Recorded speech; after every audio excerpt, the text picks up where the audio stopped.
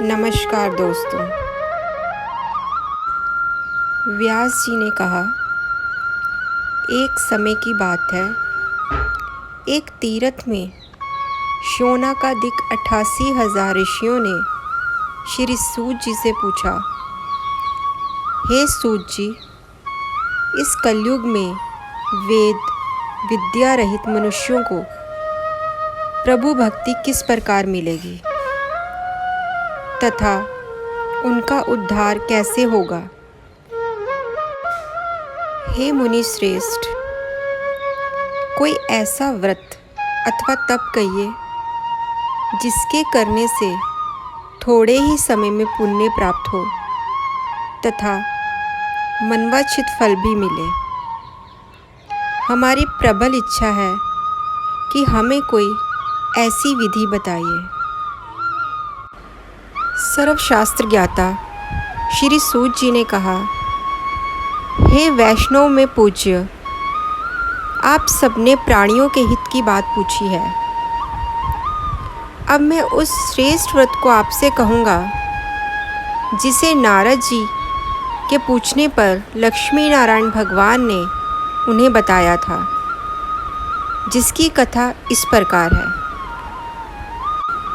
एक समय देवर्षि नारद जी दूसरों के हित की इच्छा से सभी लोकों में घूमते हुए मृत्युलोक में आ पहुँचे। यहाँ अनेक योनियों में जन्मे प्राय सभी मनुष्यों को अपने कर्मों के अनुसार कई दुखों से पीड़ित देखकर उन्होंने विचार किया कि किस यत्न के करने से प्राणियों के दुखों का नाश होगा। ऐसा मन में विचार कर श्री नारद जी विष्णु लोक गए।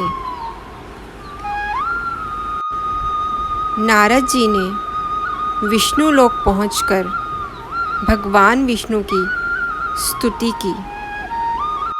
वहाँ श्वेत वर्ण और 4 भुजाओं वाले देवों के ईश नारायण को, जिनके हाथों में शंख, चक्र, गदा और पद्म थे तथा वरमाला पहने हुए थे, देखकर नारद जी ने कहा, हे भगवान, आप अत्यंत शक्ति से संपन्न हैं।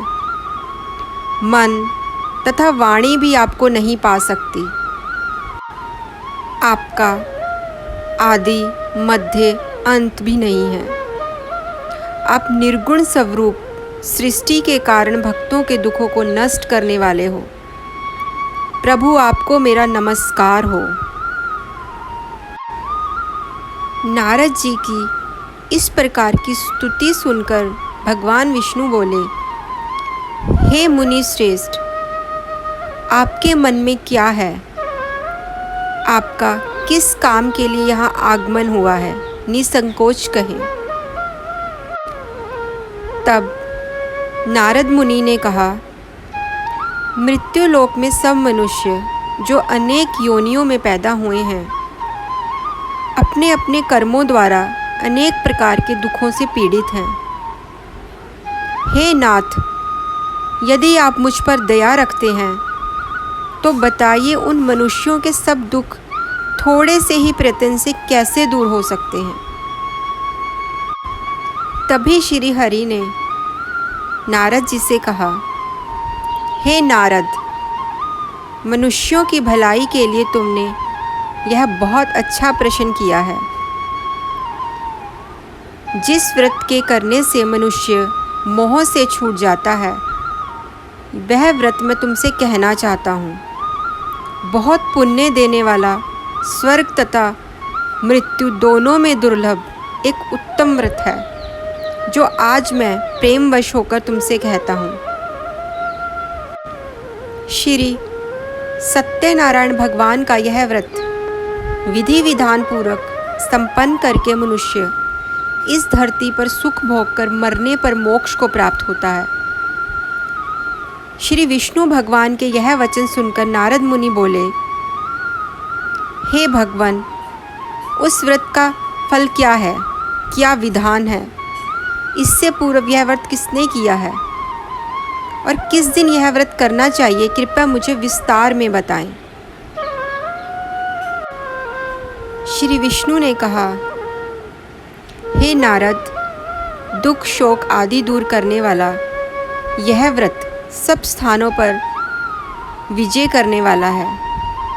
भक्ति और श्रद्धा के स्थान किसी भी दिन मनुष्य श्री सत्यनारायण भगवान की संध्या के समय ब्राह्मणों और बंधुओं के साथ धर्मपरायण होकर पूजा करे, भक्ति भाव से नैवेद्य, केले का फल, शहद, घी, शक्कर अथवा गुड़, दूध और गेहूं का आटा सवाया ले।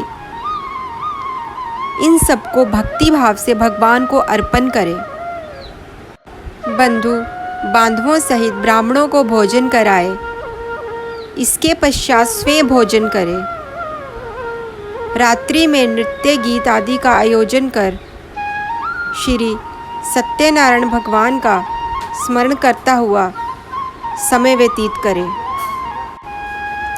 कली काल में मृत्यु लोक में यही एक लघु उपाय है जिससे अल्प समय और अल्प धन में महान पुण्य प्राप्त हो सकता है।